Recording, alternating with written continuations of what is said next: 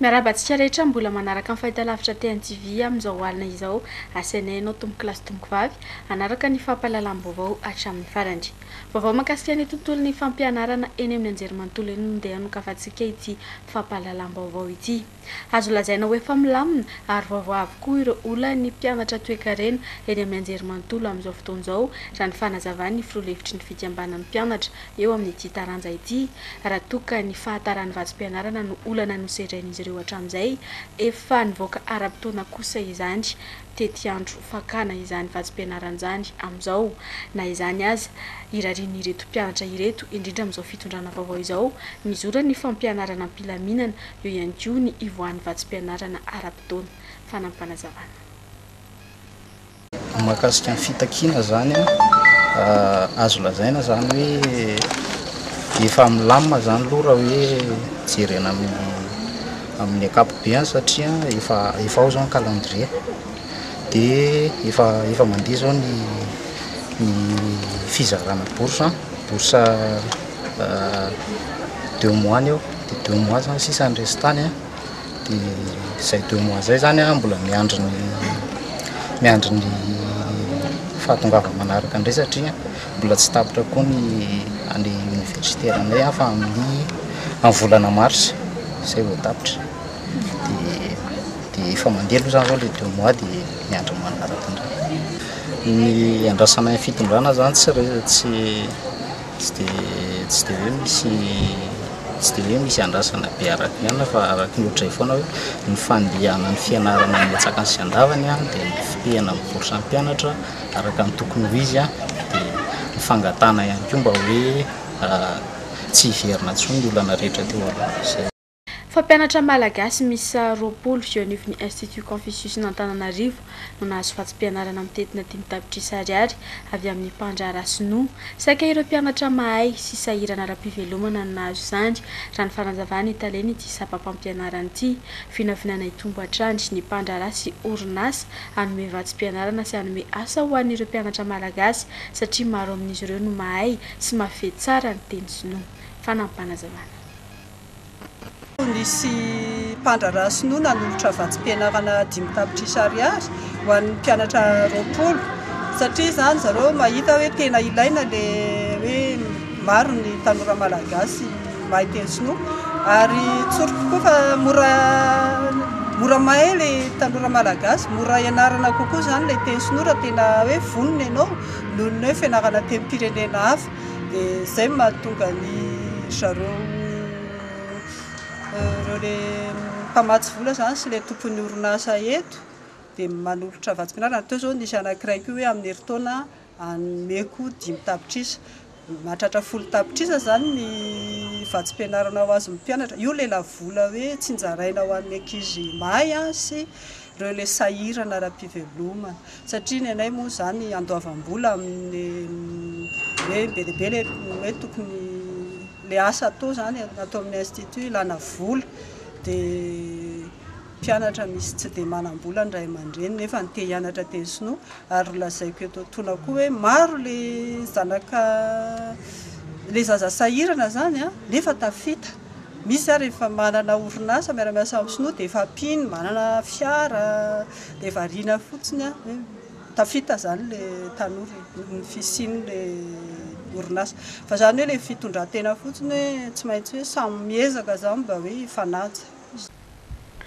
Fatome fiolona ny teny amin'ny Bato Beach tamin'ity andro any ity tao anatin'ny lanonana nanamafisana ny fananganana ny fikambanana ny zanaky ny faritra Fianaratsoa na ny Fizafafy arak'izany dia totosa teny an-toerana izany fihaonana zanaky Fianaratsoa izany tonga nanome voninahitra ity fihaonana sy lanonana ity moa ireo ray aman-dreny sy ny vadina sondry ny tany avy amin'izany faritra izany. Tokana ny tanjona dia ny ampiray tsy mivaky ny zanaky Fianaratsoa ary koa ny andray anjara amin'ny fampandrosoana ny firenena miainga avy any amin'ny faritra. Arahantsika ny fanadihadiana mahakasika izay arahana amin'ny fandrazana drakoto sy erandrena tenaina.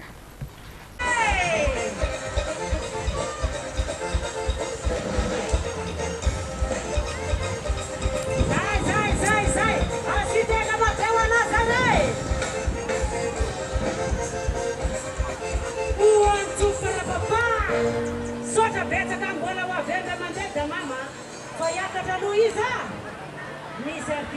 Ity esika ity zany dia etsika teraka taorian'ny nanaovana le tamin'ny 13 décembre tany amin'ny espace Mira satria tany zany hita hoe tsy ampy le sehatra dia vitsy le olona vao azy dia teo koa moa zany mbola ny amiko koa zany ny eritreritra hoe anina moa raha hoatsangana mihitsy ny fikambanana ny zanaky fianaratsoa zany hoe fahitindray kosa aloha zany dia niainga tamin'le zanaky fianaratsoa nanoana ny président Rajoelina zay zany dia mifamelana zay firaisan-kina zay mba fijerena ny fiara-miasa amin'ny président Rajoelina.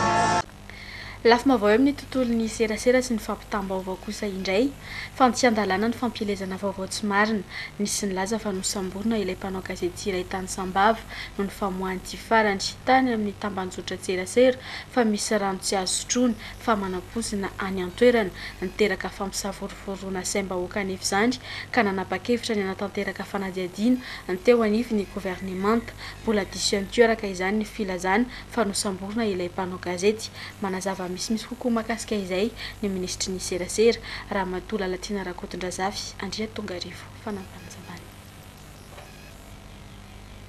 Fandikandalana lehibe ary mampikatra mihitsy ny fampilezana vaovao tsy marina eto amintsika manjaka nefa izany ankehitriny satria dia nisy nampiely fa nosamborina ilay mpanao gazety namoaka tao anatin'ny tambazotra serasera fa tsy azo sotroina ny rano ao Sambava rehefa miposaka ny masoandro satria manam-poizina. Fanadihadiana no natao tamin'ity mpanao gazety ity araka ny fanapa-kevitra navoaka ny gouvernemanta fa tsy fisamborana akory hoy ny fanazavan'ny ministry ny serasera. Iza zany namely information hoe samborana le mpanao gazety satria tsy marina mihitsy zany ary zay foana le teneniko hoe tsy tokony manely an'izay vaovao tsy marina zay tsika mpanao gazety koa tsy tokony andairan'ny ledsao miely amin'ny tambazotra serasera sosialy. Ny zavatra tena marina dia tsotra tawarina ny fitrangana ilay fampisavorovorona namoahana resaka hoe misy rano tsy azo sotroina raha vao mipoaka ny masoandro satria hoe misy manapozina n'ilay rano ny taratry ny masoandro na le rayon de soleil dia nanome toromarika ny mpamisy lehibe ny gouvernemanta hoe manoloana ny psychose sy ny savorovoro-goavana be nateraky ny famoahana ny vaovao iny tamin'ny tambazotra serasera sosialy dia tsy maintsy tadiavina ny tompony andraikitra satria fandika-andalana loi sur la lutte contre la cybercriminalité izay zavatra nataon'le olona namoaka izay dia nandray andraikitra avy hatrany moa zany ny polisy tany Sambava dia nanao ny fanadihadiana dia rehefa nanao fanadihadiana dia nisy olona hita zany tokony andraikitra voalohany dia io tokony andraikitra voalohany io no ny orienté zany hoe nandefa nakany amin'ilay mpanao gazety hoe anisan'ny nanao an'izay resaka izay ihany koa ilay olona tokony andraikitra voalohany dia nitsotra tamin'ny mpitandro ny filaminana hoe olona ozy no niantso azy namian'ilay vaovao fa izy tsy mba nanontany tokony andraikitra tsy nanao ninino fa avy hatrany dia namoaka azy tamin'ny tambazotra serasera sosialy dia avy eo namoaka le mpanao gazety dia lasa nitatra zany le resaka dia manoloana an'izay dia nanao fanadihadiana ny polisy dia anisany natao fanadihadiana ilay mpanao gazety rehefa natao fanadihadiana ny mpanao gazety dia natolotra ny fampanoavana dia nahazo fahafahana vonjimeka tsisy fisamborana zany mihitsy na indray mandeha tsaraky ny zavatra nahely sy ny tsao zay naparitaka.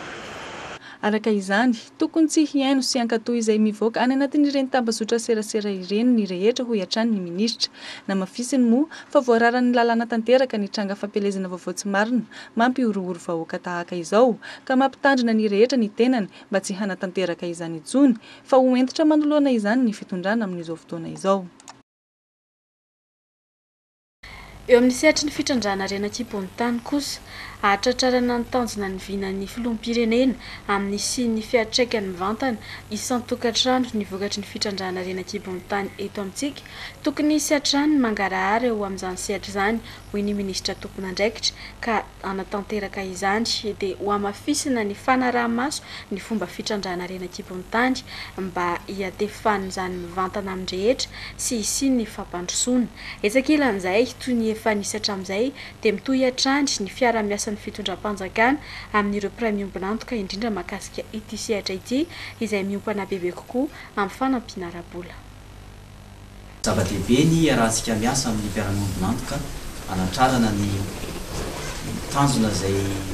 sy mivina izay napetraky ny filoam-pirenena Andry Nirina Rajoelina eo ambany fitantanan'ny Premier Ministre Zay Christian mahakasika ny hoe ny sin'ny fiatraikany ara-toe-karena mipaka isam-baravarana ny amin'ny fitrandrana ny arenan-kibon'ny tany sy ny loran'ny karena stratejika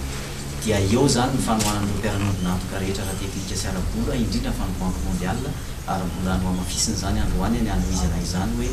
ny fitantanana ny fitrandrana ity arenan-kibon'ny tany ity dia mba hangarahara hatramin'ny voalohany ka hatramin'ny farany maro moa ny fanatsarana izay mbola tsy maintsy horaisina ny fepetra izay ohatra anteraha fa anterina eto zany zay hoe ny fitrandrana ny arenan-kibon'ny tany tsy hoe tsy mamokatra objectif zany fa tena mamokatra izy fa tsy hitatsika le fiatraikan'le vokatra dia ny ao anelanelan'izay zany no jerentsika hoe fa inona ny zavatra mitranga inona ny fanadiovana tokony atao mahakasika an'izay resahana manokana ny amin'izany resaka fahazahoan-dalana hitrandraka na nao fikarohana ny resaka fitantanana ny volamena ny resaka lalàna mifeny fitrandrana ny arenan-kibon'ny tany izay tahaka ny tsy maro toerana no mahitana azy ankehitriny satria mbola mihazoazo eo fa dia hoarafitra manandrifa zany ny politika ankapobeny fanjakana sy ny vinan'ny UM izay hitondrana ny tany sy ny fanjakana amin'izao fotoana izao. Mariana fa efampolo taona no niarahan'ny fanjakana malagasy niasa tamin'ny banky iraisam-pirenena indrindra amin'ny fitantanana ny arenan-kibon'ny tany mitohy an-trano moa izay fiara-miasa izay araka ny fifampidiniana teo amin'ny rotota mahakasika ny fampiatonan'ny Madagasikara ao anatin'ny EITI dia nilaza ny minisitra fa efa nandray ny fepetra mba hiverenantsika ao anatin'izany.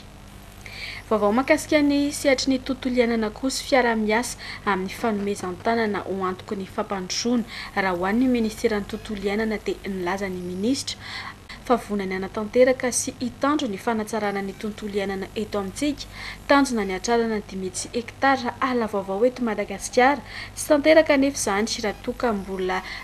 misy atrany sy ny mpitrandraka sy ny mpanapaka ala amin'ny tsy ara-dalàna indrindra ireo are-pirenena nilaza araka izany ny minisitra fa efa misy ny fiara-miasa ministeran'ny tontolo iainana sy ny ministera ny fiarovam-pirenena mahakasika ny fiarovana sy ny fanaraha-maso ny tontolo iainana. Tanjona hoy ny ministry ny tontolo iainana ny atrarana 10,000 hektara na ala vaovao. Atrarana izay tanjona izay araka izany dia vonona ny hiara-iasa sy hifanometanana amin'ireo mpisehatra rehetra mahakasika izany sy ireo mpikarakara ny famokarana voana hazo na graine ny ministera. Izany rehetra izany ihany koa dia ho tanteraina amin'ny fampiasana ireo fitaovana moderna isan-karazany. Efa eo andalam-pikarakarana ny fifanarahana amin'ireo mpiara-miombonantoka moa ny ministera amin'izao fotoana izao raha ny fanazavana hatrany. Ny ministera zany dia hiasa ary anampy ny organisme rehetrarehetra hanao ny fambolekazo ampiasa ny teknika moderna misy zany hoe ny fambolekazo amin'ny alalana drone miaraka amina manuel koa moa zany amin'ny asa ireo mikarakara ny famokarana ny graine zany na ny voan'ny hazo zany afahana mandroso ary manana objectif angezabe dia atao azy hatatrarana ny 50,000 hektara ao anatin'ny herintaona ary zany évaluable après 6 mois efa andalana efa mikarakara zany amin'izao fotoana izao ny fifanarahana amin'ireo manana amin'ireo teknôlôjia ireo ny ministeran'ny tontolo iainana. Hisy moa ny fiara-miasa ny ministeran'ny tontolo iainana sy ny tafika malagasy amin'ny fanaraha-maso ireo azo ireo raha ny nambara ny ministra hatrany. Izao no natao dia mba tsy hisy ny fangalarana sy fitrandrana are-pirenena raha ny fanazavana hatrany. Ny fanaraha-maso dia hiara-iasa amin'ny tafika isika ary hiara-iasa manokana amin'ny service civique ny tontolo iainana mba ahafahantsika marova ireo ala voajanahary mba tsy simpon'ireo mangalatra ireo are-pirenetsika ireo itsony fa taloha moa zany dia sahirana ihany ny ministera ny tontolo iainana satria tsy manana base tsy manana sinina moa fa tanam-poly fa amin'izao zany misy fiarahana amin'ny lehibe ny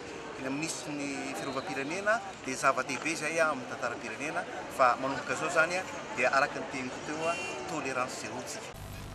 Lafim-baovao mahakasika ny fitsinjaram-pahefana kosa indray miandrandra ny iverenana no faritra Mahaleotena i Mangoro ahitana distrikan'ny Moramanga sy Nosy-Bianala midadasika ny faritra loatra Mangoro manano sarotra ny fitsinjarana ny asa pampandrosoana araka nambaran'ny solombavam-bahoaka avy eo fidy tao Moramanga paikady mahomby araka izany ny fampitomboana ny faritra sy ny fametrahana gouvernoura araka ireo faritra misy ireo raha ny nambarany mitombo ny teti-bola ho an'ny tetikasa ary manakaiky kokoa ny filoha amin'ny fanatanterahana ny vina pampandrosoana ny fisian'izay fizarana ny faritra izay araka ny fanampanazavana izay ho aratsika manaraka. Izay zany dia efa tanatin'ny faritra izay taloha efa nahazo famatsiana tamin'ny banque mondiale tamin'ny taona 2020 nahazo 12 milliards FMG tamin'izany fotoana zany. Efa tafiditra zany ao anatin'le lalàna 94 001 izy iny efa tafiditra tao ny région Mangoro ary mbola takina eo hatramin'izao ary mbola misy notable ny Moramanga Ray Manontolo miaraka amin'ny Nosy-Bianala mitaky ny azahoana ny région na faritra Mangoro izahay ireo ny gouvernoura dia manana fahefana lehibe misy fahefana izay amin'ny fampandrosoana ary io moa dia hiara-vory amin'ny filohan'ny repoblika io matetika aza raha azo famatsiana mbola manokana io ka noho izany dia vetivety zany ny fampandrosoana ny faritra 320 na 420 eto Madagasikara satria anana fahefana feno zany ny gouvernoura ao anatina lampandrairana ny chef de région dia ny resaky développement koa izy fampandrosoana ny ao amin'izao fitondrana vaovao entin'ny filohan'ny repoblika Andriamatoa Andry Rajoelina dia anana fahefana be zany io ary mety alaka zany ny fampandrosoana raha ny fijery azy girina no atanteraka zany indrindra moa ny fahazoana zany faritra zany. Vaovao eny amin'ny fampianarana ambony no ndeha anakatoanantsika ity fampahalalam-baovao ity. Maro amin'ny malagasy amin'izao fotoana izao no liana amin'ny fianarana teny sinoa, maro ateo ny tombontsoa azo avy aminy na zany eo amin'ny sehatry ny asa indrindra eo amin'ny fifanankalozana eo amin'ny firenena hafa raha ny fanazavany ny taleny sapapampianarana teny sinoa eny amin'ny Anjerimanontolo eny Ankatso. Omaly no nanokafana tamin'ny fomba ofisialy ny fankalazana ny taom-baovao sinoa teo anivony ity Institut Confucius de l'Université d'Antananarivo ity. Mitombo hatrany malagasy indrindra ny tanora liana sy mianatra ny teny sinoa amin'izao fotoana izao raha ny fanazavan'ny taleny ity sampam-pampianarana ity eny anivon'ny Anjerimanontolo. Tombontsoa maro no azo amin'ny fifehezana ny teny vahiny tahaka ny fiteny sinoa raha tsy laza afa-tsy ny fahamoran'ny fahitana asa indrindra ny fahamarena toerany fifandraisan'ny firenena rontonta. Ny mpianatra moa zany dia liana mihitsy amin'ny fianarana teny sinoa raha tsy resaka tamin'ny heritaona ohatra dia nahatratra 500 ny fitambaran'ny mpianatra tato amin'ny Institut Confucius mianatra ny teny sinoa ary aka diplôma zany diplôma licence ès lettres dia ny première année efa nahatratra 500 ny deuxième année 500 dia ny troisième année 100 be lehibe zany le orinasa sinoa tonga hoe anampy moa zany ny sasany dia ny sasany moa reny ny olana miaraka aminy fa io moa ny sondra loasa tsy loatra zay hoe isy mamarary ka dia hoe zay koa aloha ny hoe ilaina le Institut Confucius mba ahafahana hoe miaro ny tanindrazantsika hoe raha misy mpandika teny dia manazava tsara amin'izareo sinoa hoe tsy azo ataona ohatr'izao fa misy lalàna koa ny firenena malagasy dia zay zany ny tena hoe isiny ny Institut Confucius mba hisorohana le tsy fifankazona zany eo amin'ny mponina rototo. Ho an'ity tovovavy iray ity maro ireo antony naharesika azy hianatra ny teny sinoa. Tanjona lehibe tratrariny amin'izany moa ny alasa lavitra azy eo amin'ny tontolon'ny fampianarana ny teny sinoa eto Madagasikara. Nanosika na hianatra ny teny sinoa voalohany indrindra aloha ny efa liana tamin'ny teny sinoa hatramin'ny mbola kely izany hoe tia mijery horonan-tsary sinoa sy ny hira sinoa dia avy eo konkoa efa miroborobo be le sinoa eto Madagasikara dia zay no antony safidianako manokana ny fianarana teny sinoa. Ny tanjoko dia ampiela ny teny sinoa eto Madagasikara izany hoe anirina any amorona fianarana teny sinoa ihany koa eto Madagasikara. amin'ity taon'ity zao a misy isan-taona mantsy manome bourse foana ny Confucius, izany hoe bourse hanimbanina andehanana any Chine. Dia angataka bourse amin'ity taon'ity mba ahafahako manome fianarana master any Chine. Ny teny sinoa moa ny hitako hoe tena miroborobo be eto Madagasikara satria be dia be mihitsy ireo tanora izay liana amin'ny fianarana teny sinoa, ary misy lycée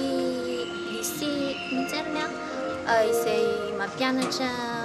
mpianany teny sinoa dia ny ambaratonga faharoa zany dia mianatra teny sinoa ilay ankizy. Dia nipiditra ato amin'ny Confucius koa zao efa mihamaro isan-taona. Dia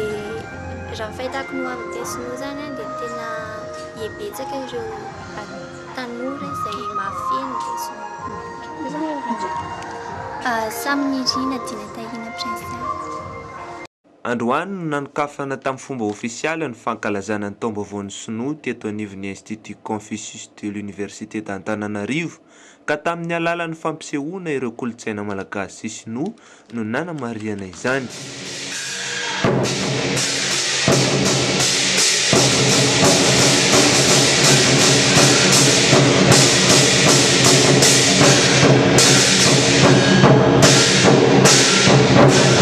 Dia izay ihany koa ary no entina mamarana ity fampahalalam-baovao ity, mankasitraka anao tomboky lasy tomboky vavy nanaraka izany hatramin'ny farany. Amin'ny alatsinainy indray ny fotoananao manaraka miaraka amin'ny sampana fampahalalam-baovao ito amin'ny fahita lavitra te anjivy. Veloma tompoko.